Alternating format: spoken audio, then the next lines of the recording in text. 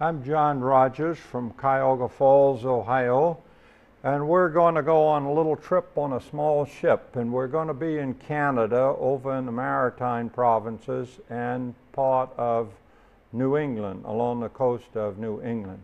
We drove over to Warren, Rhode Island, and then they took us by bus to Quebec City to board the Niagara Prince. Now, here's Warren right here, and they took us up to here, and we're going out here. We'll do a whale watch along here. Here's the Saguenay River. That's a natural field, and we'll come around here. This is the Gaspé Peninsula, and this is where we'll see a lot of birds, and then we'll come in here. This is Prince Edward Island, the smallest province in Canada, and then we'll go into here and into a lake right here in this northern island of Nova Scotia. And then we'll come out at sea and go to Halifax, right about in here. And then we'll swing around where they have the lobster here to Yarmouth. And then we will go over to the Maine coast at Bar Harbor and come down the Maine coast, come through here through the Cape Cod Canal and go back up to Warren. And we will end with our the boat will be about 100 yards from where our van is located. It will be the Niagara Prince, and it's 175 feet long. I'll show you a picture of it later on. The trip was July the 20th to August the 4th, plus a little bit to get to Warren and to get back. We did not do a tour this time of Quebec City. I did that on an earlier show where we went through the different locks of the St. Lawrence and New York State. But this time we did not stay there. But here is the Chateau Frontenac. This was built in 1893, and I'm shooting from down below, very close to the boat, as a matter of fact. But the last time we were there, we did not see this beautiful mural that covered the whole end of this building. And that last picture was just taken off to the right from here. But here's the mural, and here's a close-up of one part of the mural. I thought that was quite nice. So I included it in here. Then we went on out the St. Lawrence Seaway, and we are very close to the Saguenay River now, but here's a lighthouse. I really like lighthouses, so you're going to see a lot of them in this show.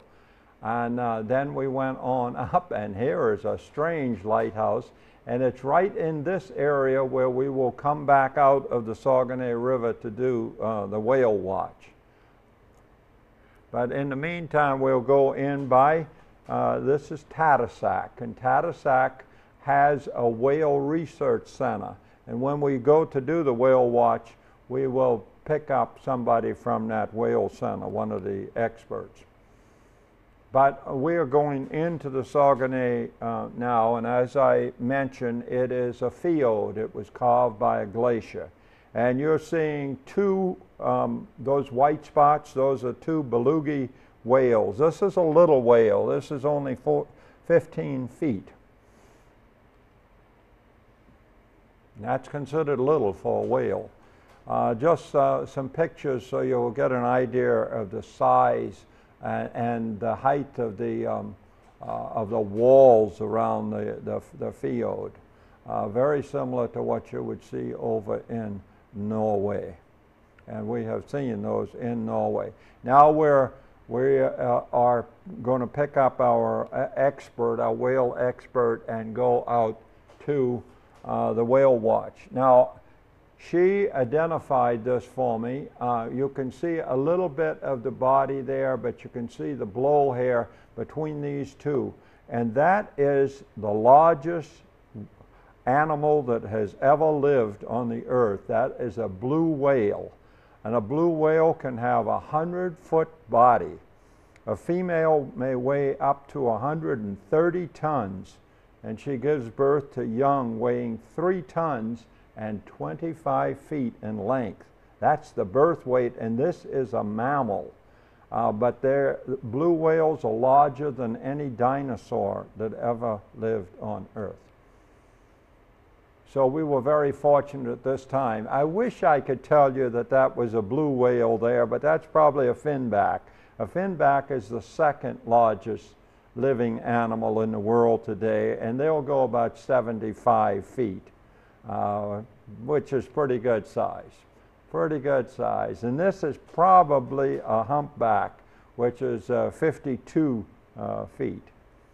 Boy, these whales, fortunately I had the lady who was the expert right alongside of me identifying these whales for me, and especially that blue whale. I was so thrilled to finally see, even if it was only the spout of a blue whale.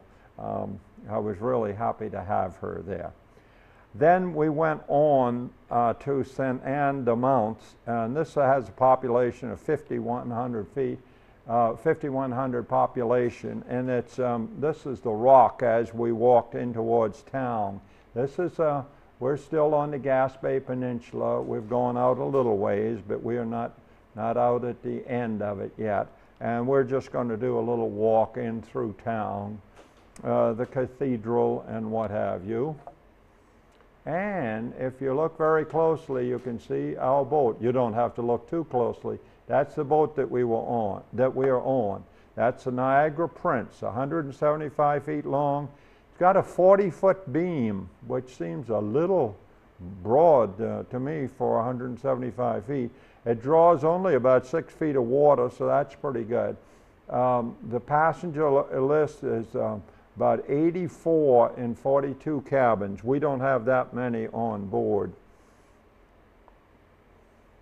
And then as we made our way down or out to the end of the Gaspé Peninsula, you would see neat little scenes like this, a little church and a little village and the mountains rising in the background.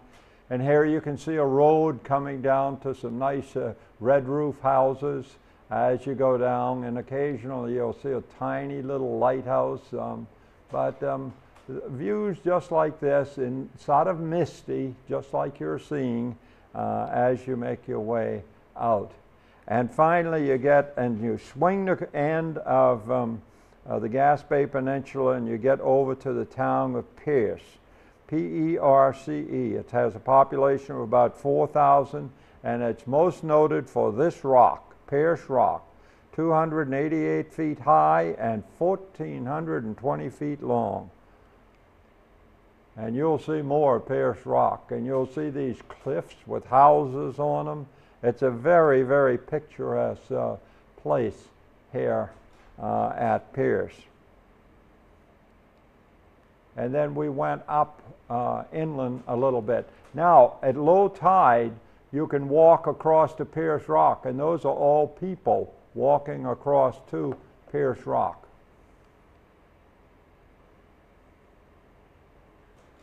I'm taking this from the pier as from the dock as we're getting off of the boat, and we're going to be on that's a closer picture of the boat that we're on, and we will be going on a little bus tour around the town of Pierce and over to Nature Center and up to get another view looking down on the town.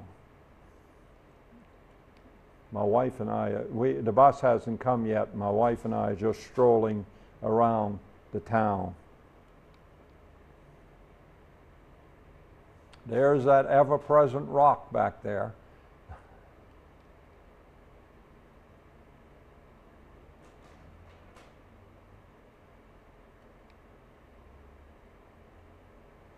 Flowers, flowers, flowers.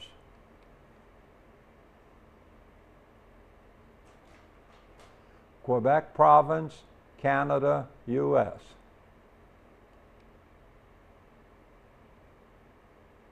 Now we have gone up on the bus up into the high area, and we're looking back down now on some of what you have seen from low down.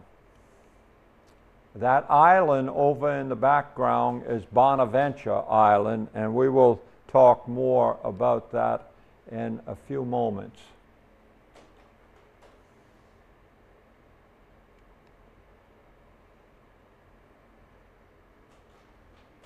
And this is the Church of Saint Michel, and we went inside of it also. They're very proud of this church there. There's a little cemetery out from it. The church is just off to our right.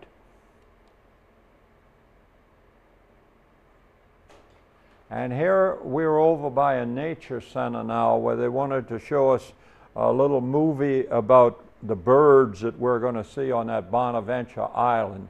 But here is where you can get some good views of the Pierce Rock, especially the pierce in it, the hole in it.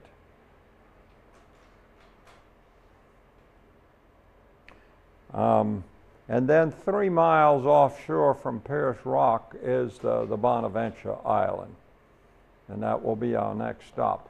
You really can't make it out too good, but right on the end of this dock is where our ship is, the Niagara Prince. I'm back on the boat now, taking that picture as we move away and go over to that Bonaventure Island. And all of those spots that you see, all those white spots, are the northern gannet. Now, it's a seabird, and it's 37 inches long, about a 72-inch wingspan at 6 feet, and it weighs about 6.5 pounds. And there are perhaps as many as 30,000 on Bonaventure Island. And you can see as we go along the island that there are a lot of birds up there. No, not tremendous one in any one picture, but they're spread the whole length of the face that we're going to be going along, as you can see there. And each one has its own spot. And here is the bird, and notice it's mostly white, but here is a sort of a creamy color with yellow in it on its head. But it's a big seabird. And there is quite a few of them on that rock. Just thousands and thousands. As I said, we have seen all kinds of different numbers on this, but I think it's about 30,000 birds that you see before you leave there. Here's one of the gannets right down in the water.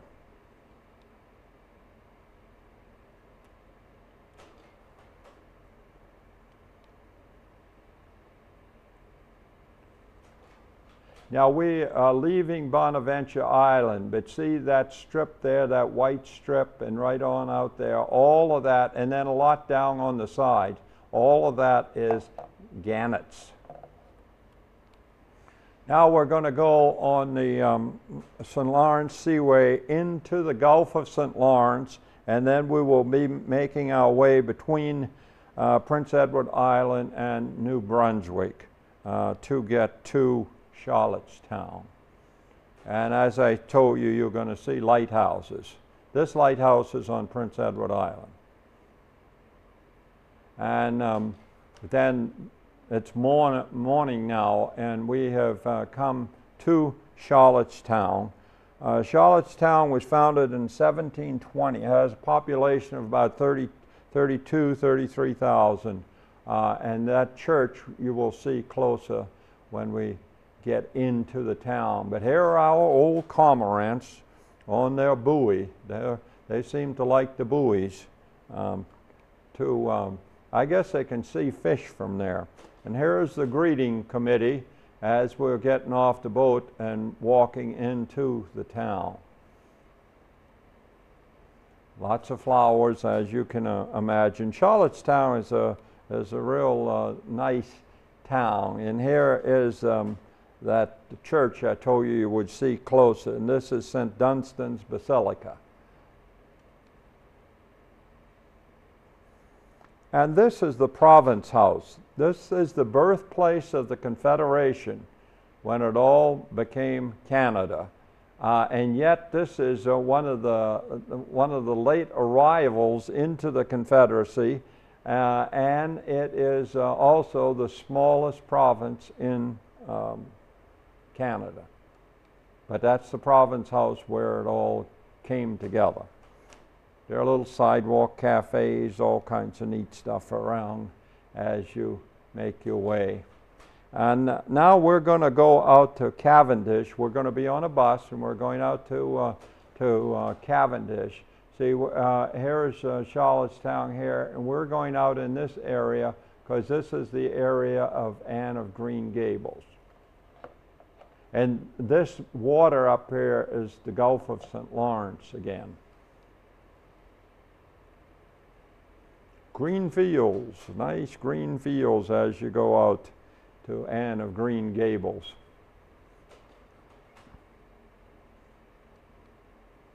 Pretty country. And this is Green Gables itself. Now, the story, Anne of Green Gables, was written by Lucy Maud Montgomery. Lucy Maud Montgomery lived very close by. She herself never lived in Green Gables. It was the farm of David Jr. and Margaret McNeil. And it is loaded with flowers, and it's loaded with, it has Anne's Haunted Woods and Lover's Lane, and I have you in the house now because you can go in the house. This is in a national park. The other part of it that is so spectacular is the seacoast. But first, let's do Green Gables. And you're permitted to take pictures in the house, which I thought was nice. And there you can see the Green Gables on the right and the barn in the back. And the barn figured into some of the stories, as well as all the flowers. And you can see woodland behind here. And Anne had a part that she called the Haunted Woods, and she had a part called Lover's Lane. And the flowers were just out of this world. And then you can walk on this pathway back into the Haunted Woods, and you pass over a little stream as you go back in there. And as you turn and start coming back towards where you have to be, then you can see a good view of the barn again. Vegetable garden. That's the barn again in the background. And we'll go through here and over towards the visitor center. And that's where I couldn't buy a postcard with her picture on it, but they had a picture in there. So I took a picture inside. And this is Lucy Maud Montgomery, and she is the one who created Anne and wrote Anne of Green Gables. I'm not sure. I think she is buried in this cemetery. I'm not sure that the geraniums is the grave, but I understand she's buried here, very close to Green Gables. Now, the other part of the Prince Edward Island National Park is the seacoast, with the red rock and the surf coming in. And it's quite spectacular, very, very picturesque.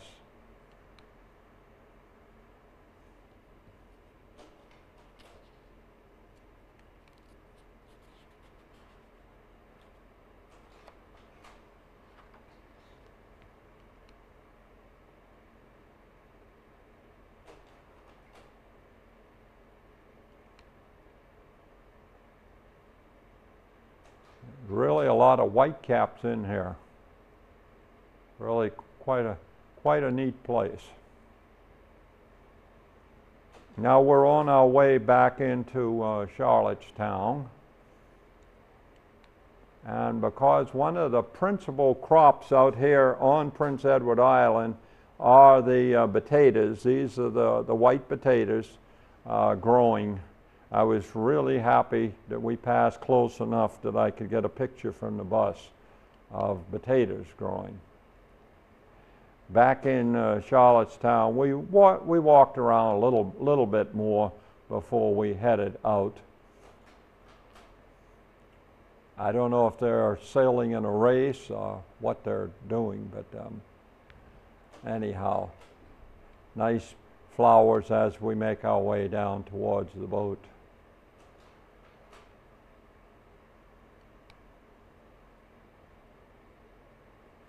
And we're going over to the Brazidior Lake in Northern Ireland of Nova Scotia.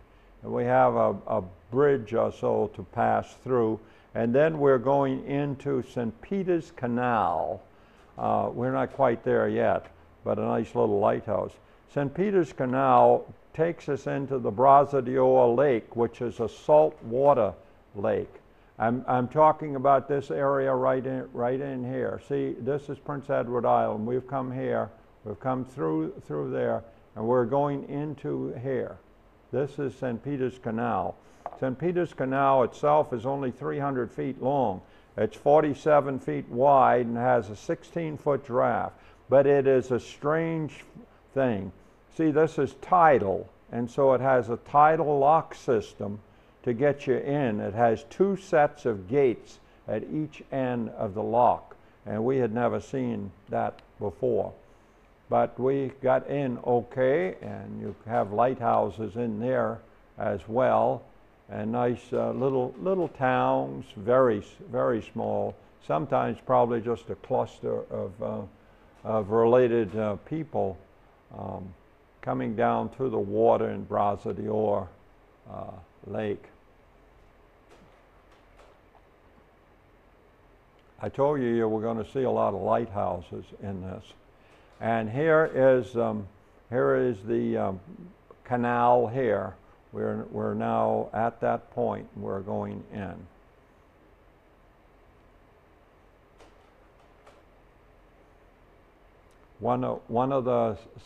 This is one of the sets of locks, and the other is down there. And that will take us into the lake itself. And this young lady over here is operating this part of it, and she's opening it now because we're at the right level to go in. The other part, I may have given an indication that we were already in, but we were leading up to the St. Peter's Canal. Very similar terrain, lighthouses and so forth.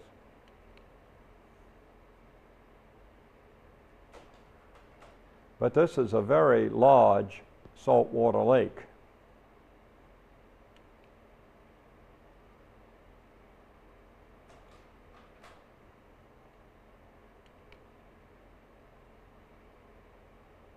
While we were in there, they had taken on 2 folk singers to entertain us, I suppose. They were pretty good. But sometimes it was awfully hard to hear them because we were moving.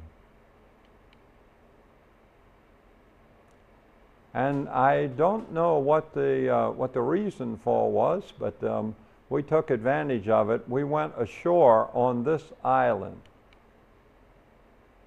They put the gangplank down, and we came ashore on it.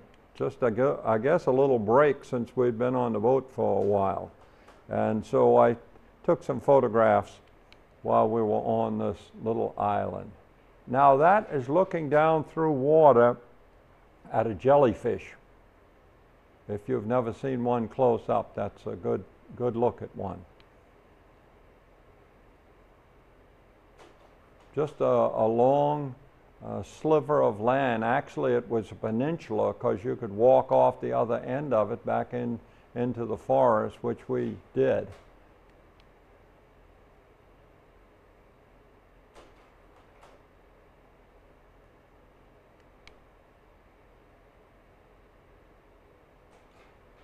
And now we're going back out, and we're making our way now towards Halifax. And at night we will be out at sea, and we will come into to Halifax then. And to get to Halifax from here, you have to go out into the open Atlantic. That will be our first time in the open Atlantic. And what do we get when we get to Halifax? My wife and I just took a fast walk. We had been here before. We took a fast walk, and as we got up by the Citadel, here come the bagpipers out. So I photographed the bagpipers. Halifax has a population of 114,000. Now these people are at the Citadel. The Citadel is a British-built fortress back in 1858. But we were really going up to see the public gardens.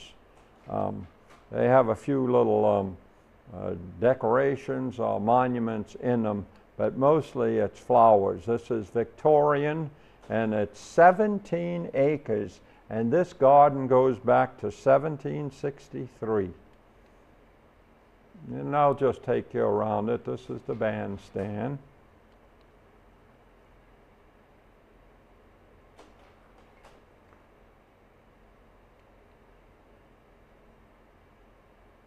This little bird got familiar with my wife and just stood there. My wife was only about 6 inches away, and I'm pretty close taking his picture. I don't know what kind he is, but very, very friendly.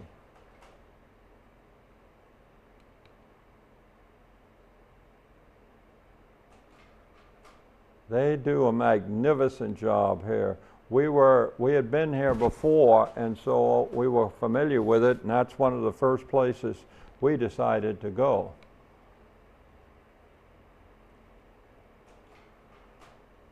And it is still a really neat place.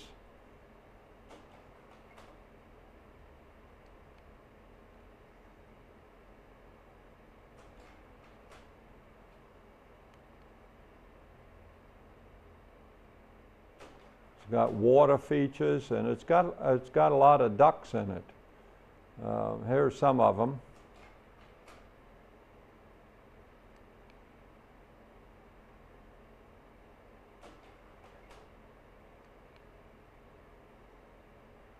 And then we had to walk back down to the ship again, so we walked on another edge of the Citadel, and I'm looking up towards the Citadel at this point.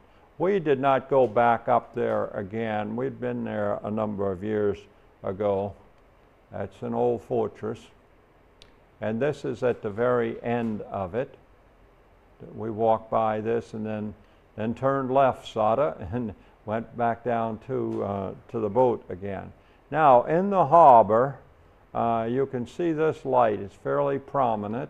And it's across from Pier 21. Pier 21 is what I would term Canada's equivalent of Ellis Island. Between 1928 and 1971, over 1 million people came into Canada through this doorway. And that, in the background, is that same little lighthouse across the way.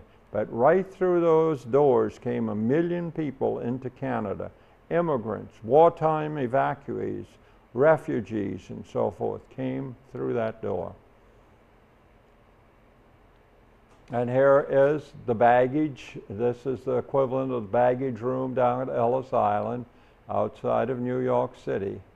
Pier 21, very meaningful place, although it's used for various things now. Now, if you look down past that bridge and out from that stack, somewhere out in this area, out in here, a ship in 1917, December the 6th, beyond that bridge and out from that power plant, a ship exploded. The largest man-made explosion until the advent of the atomic bomb, called the Halifax explosion. And the time is permanent on a downtown clock, 9:05 a.m. And it literally destroyed much of Halifax. But it's very impressive when you consider that that was the largest man-made explosion in the world until the atomic bomb. Now, I'm from down at the level of the boat looking through one of the streets up to the Citadel. Here's that clock tower I showed you when we were right up there, and there's the Citadel beyond. So you can see all kinds of things from right down below if you want to. And this reminds me of me, a sailor with everything he owns, although I didn't quite own that much, I think, at one time. And then in one of the breweries, they had a huge sale during the weekend we were there. It's a flea market, produce, crafts, whatever. All kinds of things for sale here. And we bought a few things and brought them back. See, here you didn't have, you could take it from here to the ship, put it in your cabin, and then you didn't have to fool with it until you took it out when we were at Warren and got off the ship. Then down on leaving there and going back down towards the ship on the shoreline, we saw a number of different things. And yes, you can take an amphibious tour. Those people are on a tour boat, and it can come up on land, and it's on wheels, but it can go down in the water.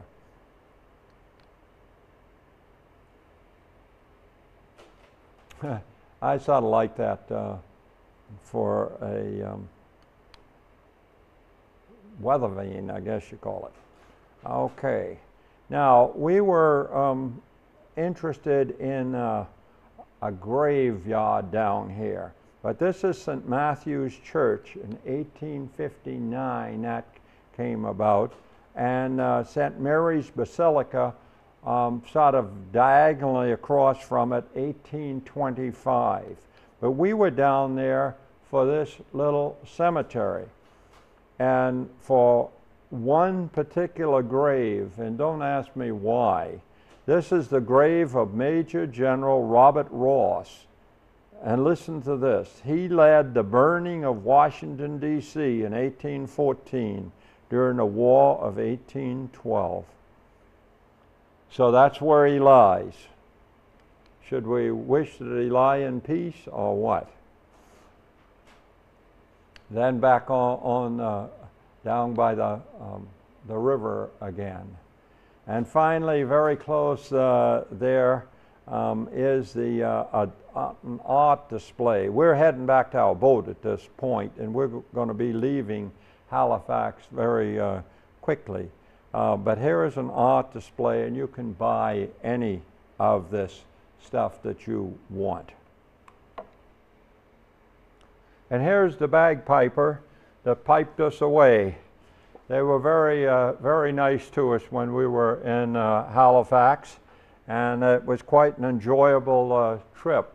We had been there before, but we saw so much more this time than we ever did before.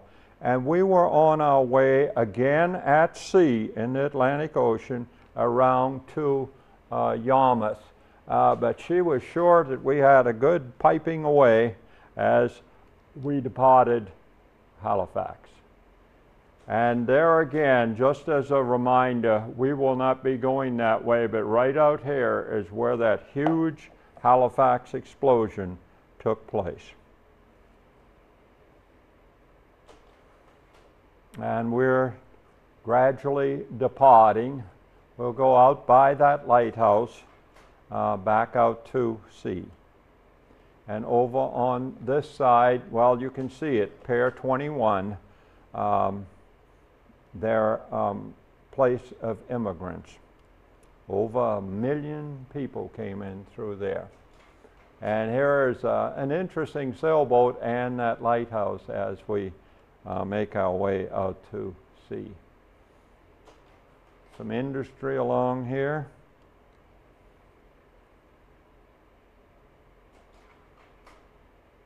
Farewell to Halifax.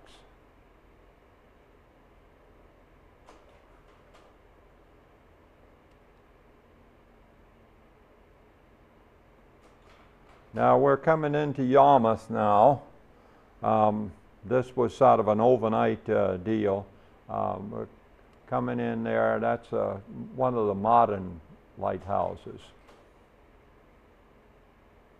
This is on the southernmost coast of Nova Scotia.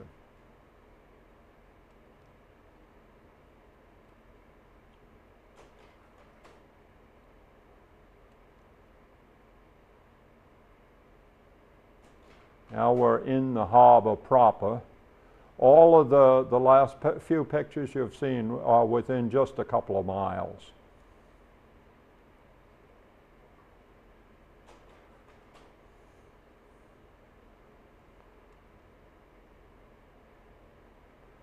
And this I wanted to tell you about. This is the cat. We are going over to Bar Harbor, Maine after our visit here at Yarmouth. And it's going to take us about 13 hours. This vehicle, whatever you call it here, called the cat, will go over in 3 hours. 3 hours, and it's going to take us about 13. And it docked right next to us. But it really churns up the sea when it goes. The little marina there, and then we walked up into the town just to see a few things and what have you. All these towns are so proud of their stuff. Boy, that one building there looks like it needs a little bit of painting, which is unusual up there. They usually keep things pretty spick and span. Here's a World War I statue down in a little park. And I thought this was a church, but this is the city building. And in that little park, they have the remnants of part of a graveyard. You can see some of the gravestones, 3 right in the foreground, but I can count 3 others in the background, right in the little city park. Beautiful little buildings that they've done all kinds of things. Some of them are commercial buildings, restaurants, and places to sell things. My wife bought some wool here in Yarmouth. And across from our ship where we docked was this island that was just loaded with birds. Another one of those pretty ones.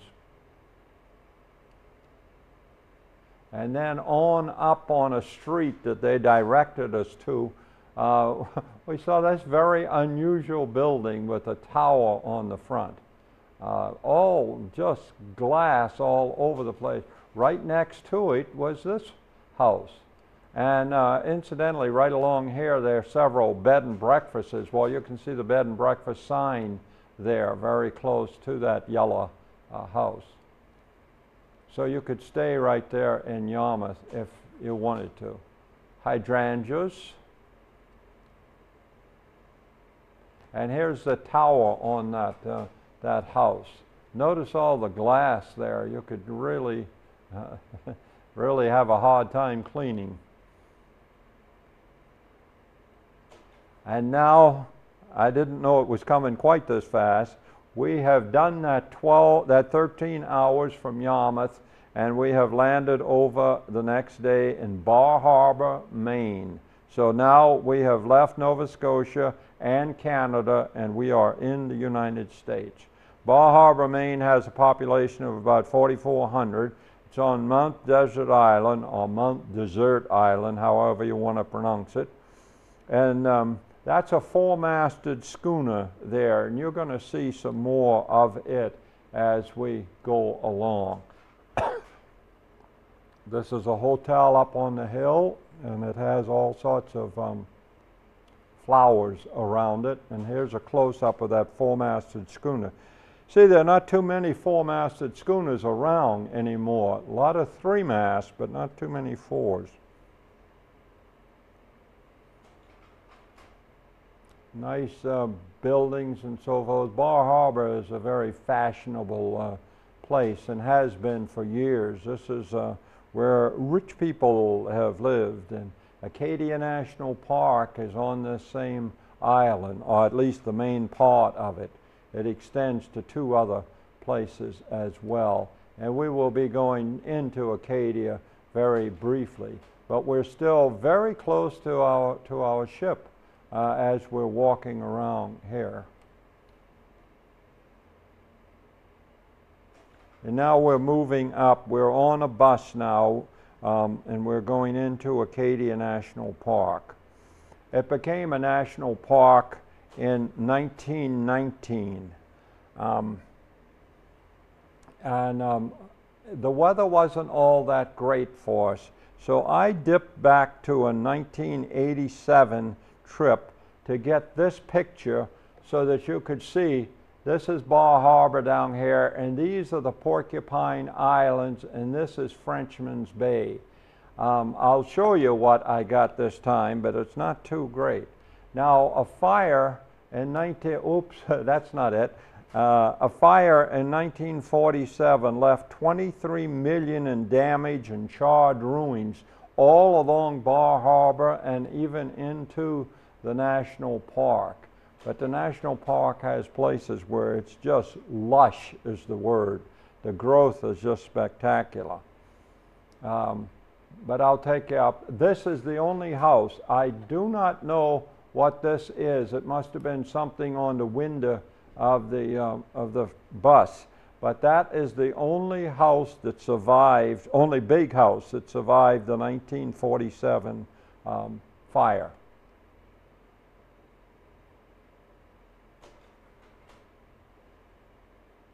Nice green mountains, just beautiful stuff. Beaches, all kinds of great stuff.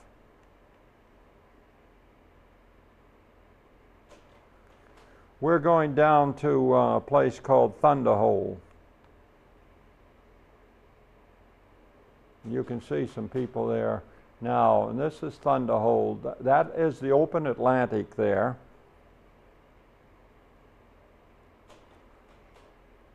And it is battering all along here.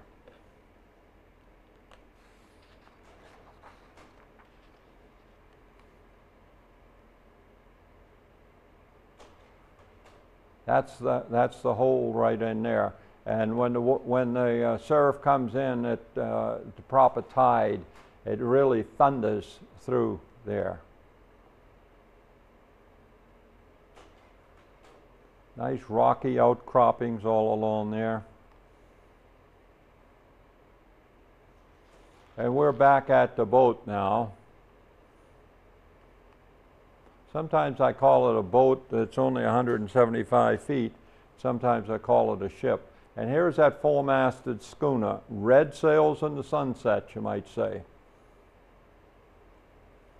Right behind it, just taking a minute or so later. See, it doesn't have its upper canvas, and it's misty out here, so that's a very true picture.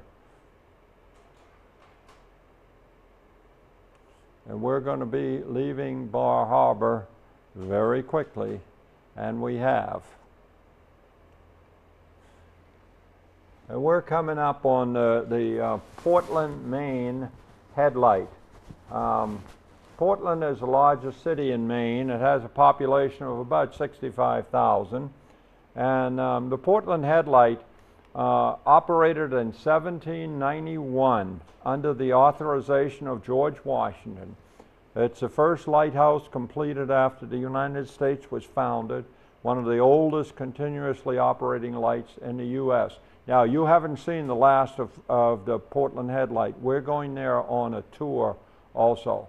But we have to come in here and swing this and go back in through there to get into Portland. I really don't know what that building is. It has all the looks of a fortress, but I never did hear precisely what it was. Nice red tug there.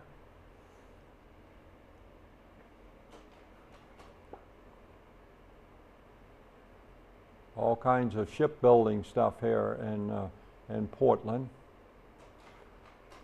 The cathedral up on the hill. And then we're on a trolley tour, and this is going to include the Portland headlight. But we're down at a park down from us, and then we come by And this is Henry Wadsworth Longfellow here. This is his birthplace is right here at Portland. Some of the neat stuff along here. If you know the name Casco Bay, you go across Casco Bay to get into that Portland harbor. Just a little note if you know that one. We're still on the trolley, and I'm taking pictures of some of the neat old houses and so forth. Now they've taken us across a bridge, and we're over on the ground at the Portland Head Lighthouse. So what am I taking? Flower pictures.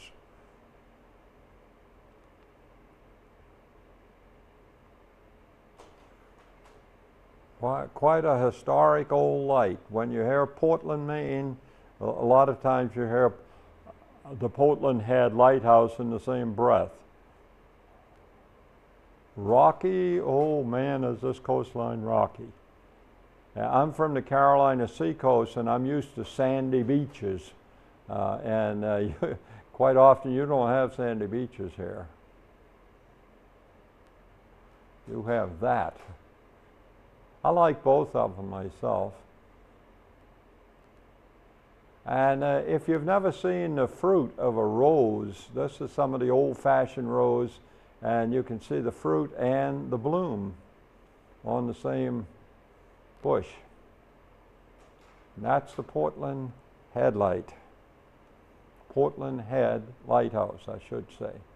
Then down by the ship, we noticed this thing, and we asked about it, and they said, oh, that's the Whaling Wall. Well, it's a 950-foot mural of sea life along this part of the Atlantic. What you're looking at is one of the big whales, but it goes 950 feet there. Now, we're on our way to Portsmouth, New Hampshire now.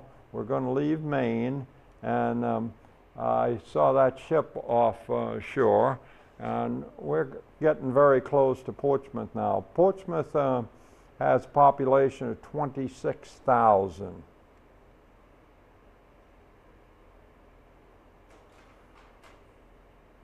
And we're going into the harbor. And incidentally, it was not always known as Portsmouth. It's used this name since 1653. Let me go to the next picture. I think I want to, yes, okay. We picked up this man. He is a pilot for going into this harbor.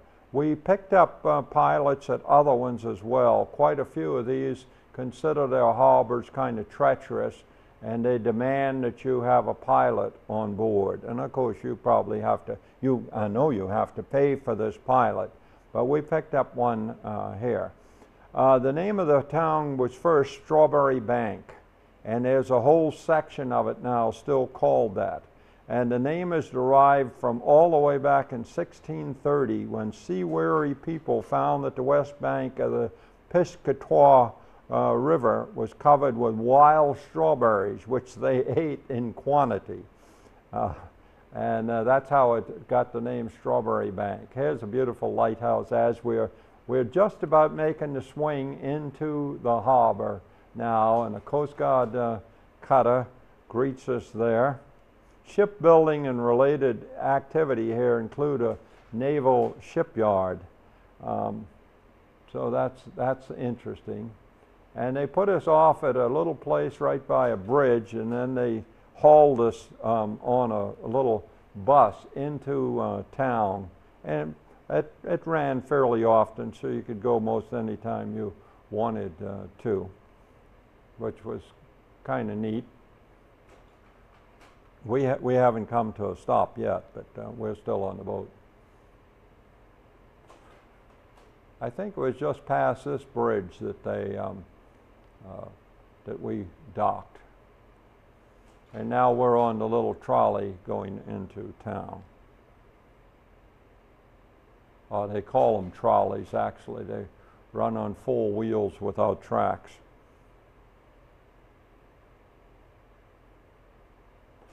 Some of the neat stuff there. These flowers are at Prescott Park. We made one swing around and then we went back in and did some walking. Now what you're seeing over here, this submarine, this is the USS Albacore. It was built in 1952. It's an experimental prototype for modern subs, and it's part of a museum type thing over there. But that prototype was instrumental in the move from surface ships with very slow movement underwater to ships with high speed underwater. And they did it by changing, by the prototype of the Albacore, in which they had changed the hull configuration. Now we're going to walk around a little bit in town. And this church that you saw before is the North Church. It was built in 1854. We got off at a little trolley right at this point and started walking. And one of the places we walked was down here. I hate all those utility wires, but there's nothing much I can do about them, because this is where John Paul Jones lived. And he lived here in Portsmouth 2 different times when his ships were being outfitted. And he lived in that house both times. Then on down the street is some more real nice things.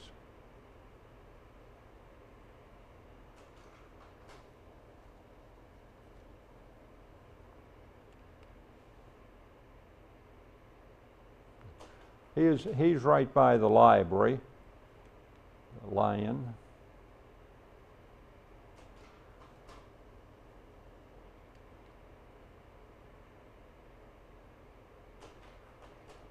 These buildings come right smack out to the sidewalk.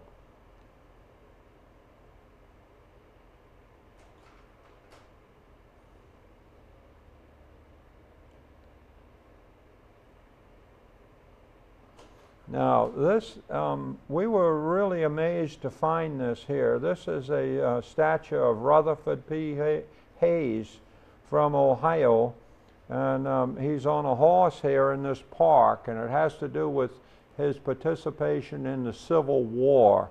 But as you know, he also became a president of the United States, one of the Ohio presidents.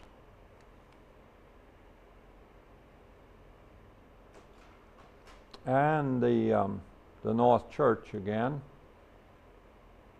because we are moving away from Portsmouth.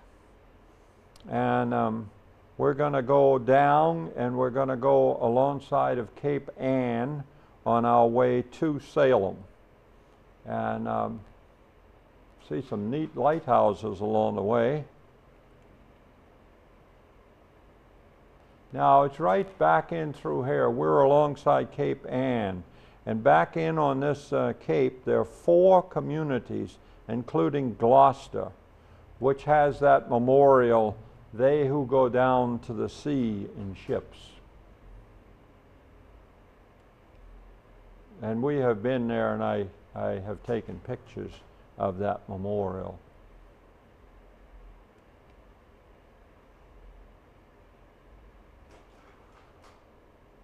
Now we're in Salem. We could not dock, so we had to be brought in on little boats like this so that we could walk around Salem.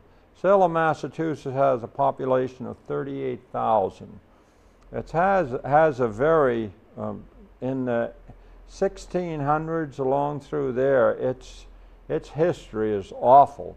In 1634, Roger Williams was a new minister here. He spoke out very strongly against King Charles I and the Church of England. Now they tried to ship him back to England, but he got away, and he later founded Rhode Island, as you probably know. What you're looking at here is the Immaculate Conception Church as we're making our way downtown. And I want to tell you these 3 things while you're looking at the statue of Hawthorne, Nathaniel Hawthorne. Then after the Roger Williams incident in 1658, Quaker missionaries arrived. A pitched battle between the Puritan Society and the Quakers resulted in the Quakers being tortured, imprisoned, banished, and some were even put to death. And then one of the reasons that you come to Salem, that's the old Puritan statue, and it's right by the Witch Museum. And that was the witch trials of 1692. Nearly 250 people were accused of witchcraft. It started when a doctor claimed that a group of young females were afflicted by the evil hand. 19 of them were hanged, mostly women, and a man was actually crushed to death because he would not recant what he had said. The trials ended after 15 months. And here's the Salem Witch Museum, and that's where you learn something about these witch trials. They were not a golden moment in the history of Salem, Massachusetts, nor were the other two incidents, but they were history. And out here on the commons is this bandstand out from the Witch Museum. And right by here, this is the cemetery that is right by the Witch Trial Memorial. I'm standing in the Witch Trial Memorial, and this old house is on the other side of it. And I'll get you into it. This is part of it here. Each one of those benches has the name of a person, a woman generally, who was hanged for witchcraft.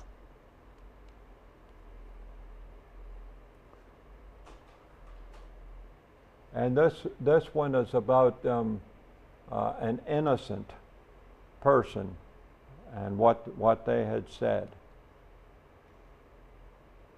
And this is Margaret Scott, hanged, 1692, September the 22nd. And as I said, 19 were hanged from that. This is the Gardner Pingree house. This house goes back to 1804 to 1805. I'm just sort of walking along now, but some of these had signs on them, so I'm happy I can give you the dates on them. This is the Crown and Shield Bentley house, 1727 to 1730 when it was built. And then they also had a three-masted, not a four-masted, a three-masted schooner, the Friendship. And then we left Salem Harbor and went on down, and we're going to use, instead of going around Cape Cod, we're going to use the Cape Cod Canal. And the Cape Cod Canal starts right over by that mill. We will go right through there. People are along they're having picnics, and right behind here is a bicycle and hiking trail that they can use to get to any of these places. So just a few pictures as we traverse the Cape Cod Canal. There's an interesting old tug there, and that cabin being high like that is so it can push barges, but it can see over the top of the barges. And a Holland-style, a Netherlands-style windmill, which we were amazed to see. And we'll be going under that bridge. All kinds of neat things along the Cape Cod Canal here.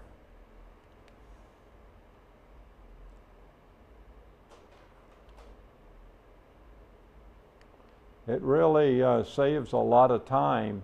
Of course, you don't get to see the Provincetown in the front of